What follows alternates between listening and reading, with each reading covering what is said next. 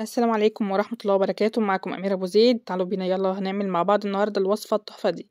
زي ما انتم شايفين كده الكيك التحفة ده هنعمله مع بعض، سهل جدا وبسيط. معايا هنا المقادير عبارة عن كوبايتين من الدقيق، هنبدأ ندخلهم مع بعض كده. كوبايتين من الدقيق، الكوباية دي اللي هستخدمها في كل المكيال للمقادير كلها. كوبايتين من الدقيق كده هنخلهم، هضيف عليهم معلقتين كبار من الكاكاو الخام، ويكون نوع كويس. انا مستخدمة هنا كاكاو خام اسباني. كوبايتين دقيق، معلقتين كبار من الكاكاو الخام، ومعلقتين كبار من القرفة. تمام كده، وهبدأ اخد دول وهنخلهم كويس.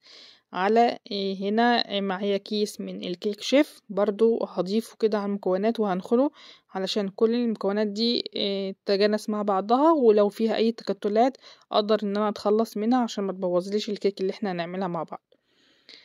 تمام كده، المقادير سهلة خالص اهيت. كوبايتين دي، معلقتين كبار من الكاكاو الخام، معلقتين كبار من القرفة المطحونة، وكيس كيك شيف. بقلب كل المكونات دي بعد ما نخلتها كده، واحط عليها رشة من الملح. شايفين قد ايه انا بخلط كل المكونات.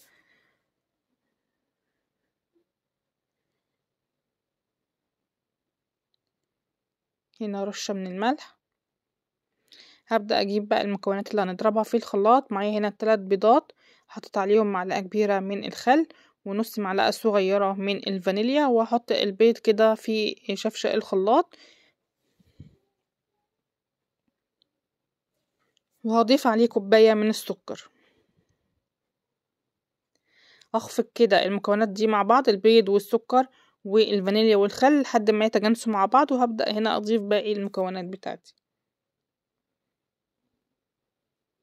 هنا نص كوباية من الزيت. تمام كده، حطيتها في الخليط والخليط شغال. كوباية من اللبن او الحليب.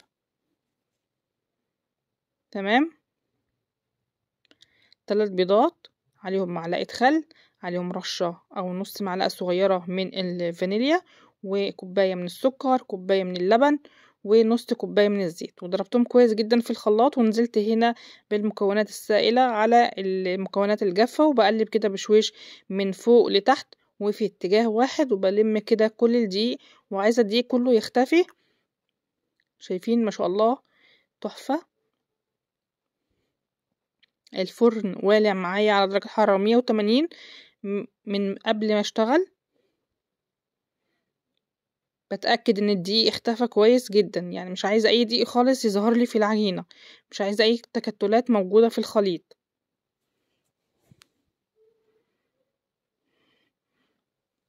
وما نقلبش كتير علشان برضو ما نبوظش الكيك.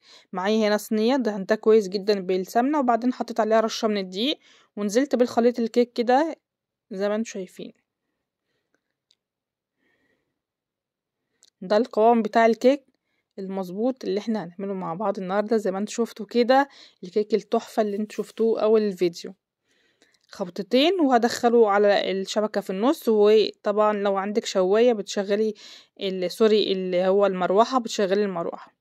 الكيك هنا بعد ما استوى معايا بنختبره، بنتاكد ان هو استوى. بجيب هنا عصايه من الشيش طاووق وبدخلها جوه الكيك كده. لما بتطلع نضيفة بيبقى كده خلاص الكيك بتاعي استوى. لو طلع فيه عجين يبقى اكيد لسه ما استواش، ونهدي النار عليه ونسيبه يكمل سوا. كده الكيك بتاعي خلاص تمام. هجيب هنا بقى طبق التقديم وهقلب الكيك بالشكل ده. بسم الله. الكيك كانت سخنة وانا مش عارفة بصراحة امسكها، بخبطها خبطتين كده علشان تنزل في الطبق. كده تمام. زي ما انتم شايفين الصينية اهيت، والكيك تحفة ولونه تحفة وريحته تجنن. يا جماعة انا من عشاق القرفة جدا جدا فوق ما تتصوروا يعني. اللي بيعشق السينابون يعشق الكيكة دي كيكة السينابون. كان هنا معايا علشان زي ما قلت لكم انا بعشق السينابون، كنت مجهزة في برطمان ده بحطه في الفريزر من اللي هو صوص الجبنة. صوص الجبنة اللي بنحطه للسينابون، انا هنا كنت محتفظة بيه في الفريزر، وعبارة عن لبن مكثف محلى كنت عاملاه برضو في البيت، وضيفة عليه كريم شانتيه، وضيفة عليه شوية من اللبن او مية، وبعدين ضفنا عليه الجبنة الكريمي مع رشة من الفانيليا، وبنضربه كويس جدا، وبيديني القوام بتاعه بيبقى تقيل. وطبعا ده عشان كان في الفريزر يعني كان تقيل جدا يعني. فالكيك سخن وانا حطيت صوص الجبنة ده عليها، فهيسيح كده وهيبقى شكله تحفة زي ما انتم شايفين من حرارة الكيك سيحت لي صوص الجبنة. معايا هنا صوص شوكولات وصوص كراميل، تقدري تضيفي اي صوصات انت بتحبيها.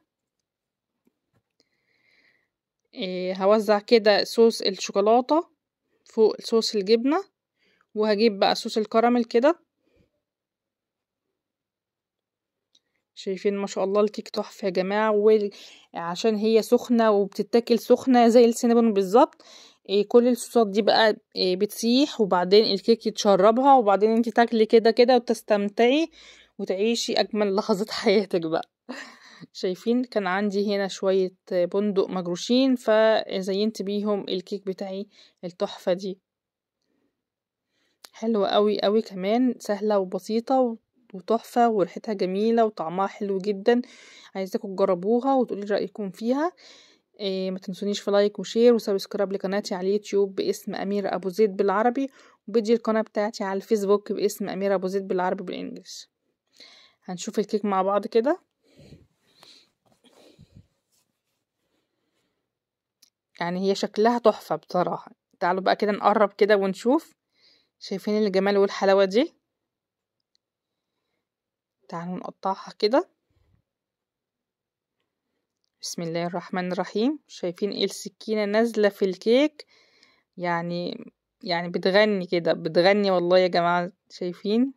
حلوة قوي. يلا قومي اعمليها، سهلة جدا وولادك هيحبوها، وكمان انتي اكيد بتحبيها زيي. انا من عشاق القرفة، واي حاجة بقرفة طبعا انا بحبها. شايفين قد ايه تحفة تحفة؟ شايفين الفراغات بتاعتها كيك سفنجي خالص، هش جدا تحفة. شوفوا الانهيار بقى اللي في الصوص. الصوص نازل يا نهار يا جماعة، يا نهار. انا هنا هزود شوية من الصوص الشوكولاتة وصوص الجبنة بقى، او صوص كراميل زي ما تحبي. الله يا جماعة الله. هو ده الكلام، هو ده الحاجة اللي كده اللي تدخل جوه القلب مش المعدة بس. كل قطعة من دي بتدخل جوه قلب. شايفين جمال؟ شايفين قد ايه الكيك مرمل وطعمه تحفة يا جماعة، تحفة تحفة. شايفين شكله قد ايه تحفة؟ يا نهار ابيض، يا نهار ابيض. ايه ده؟ يامي يامي بصراحة. الله يسامحك يا أميرة، جريتي ريقي. الله عليكي بجد تحفة. انا جوعت. انا عاوزة اكل من ده يا خلصت. شايفين حلو قد ايه؟ يلا اول ما تشوفي الفيديو على طول قومي اعمليها، بجد حلوة جدا وسهلة وبسيطة. وعايزاكم تقولوا لي ايه رأيكم لما تجربوها. وعشاق القرفة يا جماعة يجمعوا هنا. شايفين قد حلوة؟ يا نهار ابيض. يلا اشوفكم في وصفة جديدة وكيك جديد. واحنا طبعا داخلين على الشتاء، عايزين ناكل الحاجات الحلوة دي عشان ايه؟ علشان نتدفى. يلا اشوفكم على خير، باي باي.